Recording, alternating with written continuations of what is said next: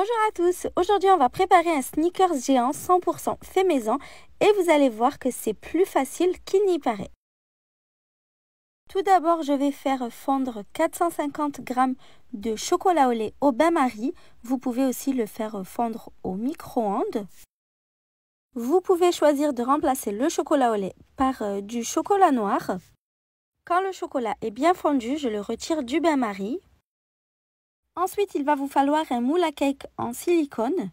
Pour faciliter le démoulage, c'est important de bien utiliser un moule en silicone. Je badigeonne tout l'intérieur du moule de chocolat fondu à l'aide d'un pinceau. On veille bien à combler tous les petits trous. Il faut que tout l'intérieur du moule soit recouvert de chocolat. Je réserve ensuite le tout 15 minutes au congélateur pour que le chocolat fige. Pendant ce temps, on va faire fondre 300 g de caramel mou avec 150 ml de crème liquide. Si vous n'avez pas de caramel mou, vous pouvez aussi faire votre caramel maison en suivant la recette disponible sur ma chaîne. Quand les caramels mous ont totalement fondu, je retire du feu.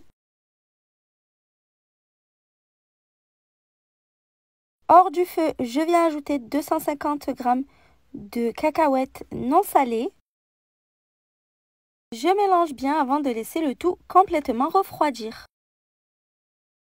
Le chocolat a bien figé.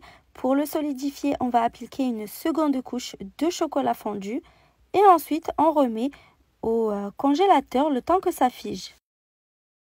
Une fois que la seconde couche de chocolat a bien figé, on vient maintenant ajouter le mélange caramel et cacahuètes. Assurez-vous que le caramel est bien refroidi pour ne pas faire fondre le chocolat. Je réserve ensuite au réfrigérateur le temps de préparer le crémeux. Dans un récipient, je mets 300 g de mascarpone. J'ajoute également 280 g de beurre de cacahuète. Et enfin 90 g de sucre glace. Évidemment, le sucre glace, c'est à vous de doser. Je mélange au batteur jusqu'à obtenir une sorte de crème bien homogène. Dites-moi quel autre délice industriel vous voulez que je réalise en version XXL. Je dispose le crémeux au mascarpone et au beurre de cacahuète sur le caramel.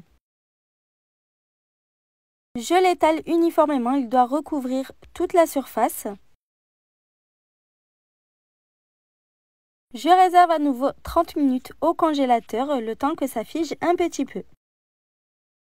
Ça va aussi beaucoup faciliter l'application du chocolat. Donc, je verse le chocolat restant sur la surface et je l'étale bien.